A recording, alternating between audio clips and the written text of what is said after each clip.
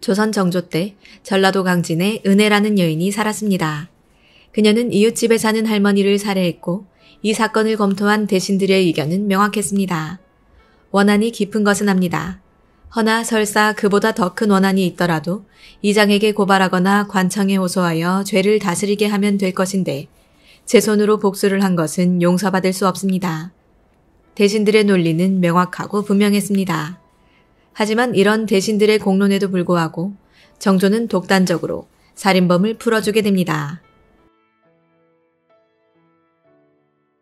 이 이야기는 1790년 정조가 죄인의 범죄 사건을 심리하다가 김은혜를 풀어주며 이 사건의 모든 전말을 알리기 위해 이덕모에게 글을 쓰게 지시하여 알려진 은혜전의 내용을 바탕으로 하고 있습니다.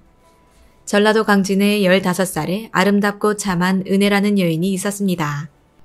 이 동네에는 안시성을 가진 늙고 억센 할미가 살고 있었는데 젊은 시절 기생이었다는 이 할미는 생긴 것도 추악했지만 성격이 고약스러웠습니다. 음흉하고 언행이 거칠고 툭하면 거짓말을 해서 동네 사람들은 이 억센 할미를 외면하고 피했습니다. 그렇지만 은혜의 어머니는 측은하게 여겨 할미를 도와주었으니 할미가 종종 은혜네 집에 올 때 쌀, 콩, 소금, 메주 등을 빌려주었습니다. 그러나 살림이 넉넉치 않아 간혹 주지 못할 때도 있었는데 이에 할미는 흡족하게 도움을 주지 않는 것에 대해 앙심을 품게 됩니다. 자신을 도와준 것을 마치 권리로 여긴 할미는 그간 잘 대해주던 건 생각지 않고 서운한 것만 마음속에 쌓았습니다. 이에 할미는 흉계를 꾸몄으니 자기 시누이의 손자인 최정년을 꾀어 은혜와 결혼하고 싶지 않냐고 부추깁니다.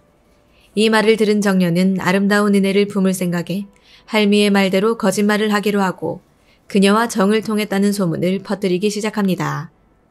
정말이지 황당한 소리였지만 주문이란 미담보다 훨씬 더 빨리 퍼지는 법이었고 소문은 일순간 동네방네 퍼지게 되었습니다.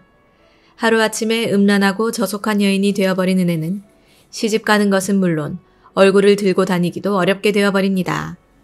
억울함을 토로하자면 한도 끝도 없겠지만 은혜는 그저 꾹 참기로 결심합니다.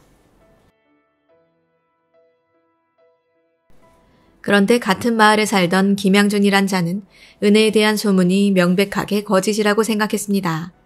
그래서 과감하게 은혜와 결혼을 선택하였으니 그녀는 이렇게 자신을 알아주는 남자를 만나 행복하게 가정을 꾸리게 됩니다. 하지만 은혜가 간신히 시집간 뒤에도 상황은 나아지지 않았습니다.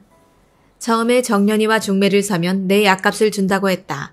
그런데 이 은혜년이 배반하고 딴 놈에게 시집가 버렸다. 그래서 정년이가 약값을 주지 않아 내 병이 더 깊어졌다. 이 은혜년은 정말 내 철천지 원수다.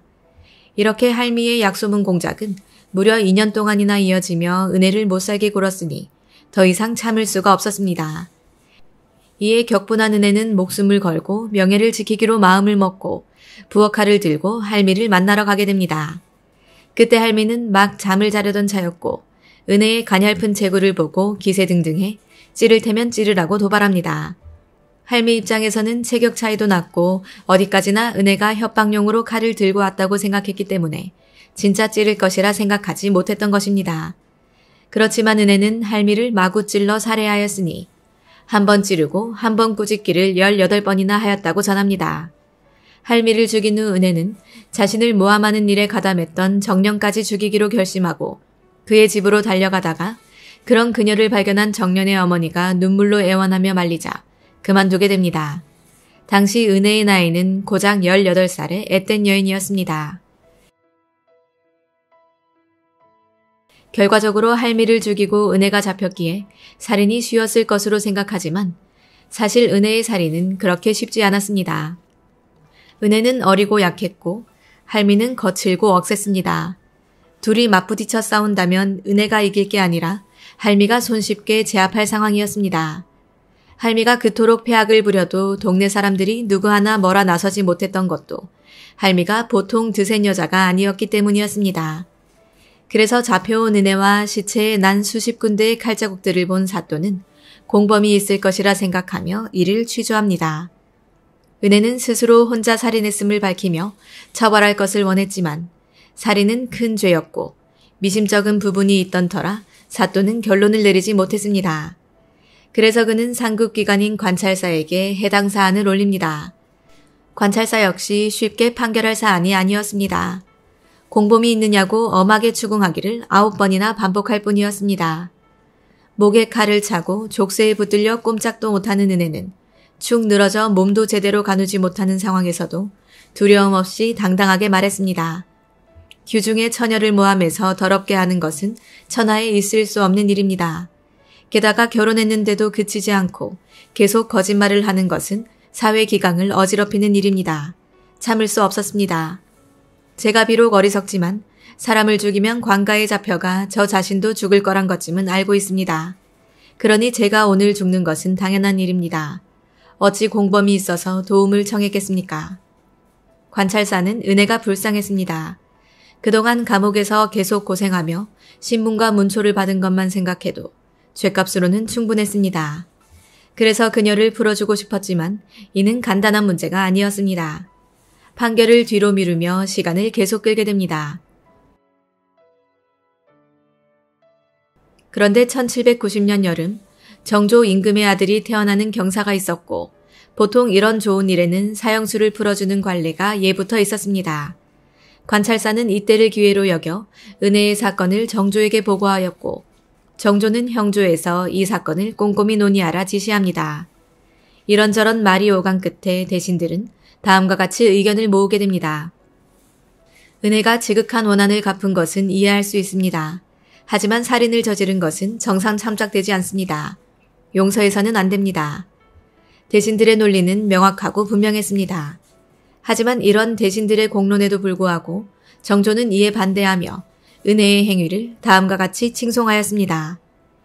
시칼을 들고 원수의 집으로 달려가 통쾌하게 말하고 통쾌하게 꾸짖은 다음 끝내 대낮에 추잡한 일개 여자를 찔러 죽임으로써 마을 사람들로 하여금 자신에게는 하자가 전혀 없고 원수는 갚아야 한다는 것을 환히 알게 하였으며 평범한 부녀자가 살인죄를 범하고 도리어 이리저리 변명하여 요행으로 한가닥 목숨을 부지하길 애걸하는 부류를 본받지 않았다. 이는 실로 피 끓는 남자라도 결단하기 어려운 일이고 또 편협한 성질을 가진 연약한 여자가 그 억울함을 숨기고 스스로 구렁텅이에서 목매어 죽는 것에 비할 바가 아니다. 그러고는 그동안 감옥에 갇혀 고생한 것으로 죗값은 다 되었다. 목숨은 살려주도록 해라라며 결국 은혜를 특별히 석방하도록 명하였습니다.